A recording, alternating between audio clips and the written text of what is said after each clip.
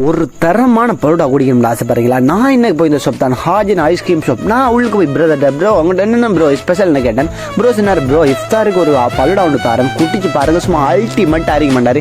சரி ப்ரோ அப்போ தாங்கன்னு சொன்ன உடனே ஒரு கப்பை எடுத்து அதுக்குள்ளே பச்சை ஜெல்லி, சிவப்பு ஜெல்லி, அதுக்கு மேலே அன்னாசி, ஆப்பிள், ஐஸ்கிரீம், அதுக்கு மேலே பரோட்டா ஊற்றி அதுக்கு மேலே நட்ஸ் எல்லாம் வச்சு ஒரு கரண்டியை மிஸ்ட்ரோவை வச்சு கொண்டாந்தாரு பாருங்க. அட்டா வேற லெவல்.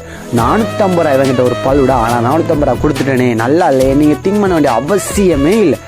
450 ரூபா கொடுத்துட்டு நல்லா இருந்துச்சு, வேற லெவல் என்று சொல்லி திருப்தி அணிங்க கடையை விட்டு போக வேண்டியது. அவ்வளோ அழகாக இருந்துச்சு. கட்டாயம் பண்ணி ட்ரை பண்ணி பாருங்க.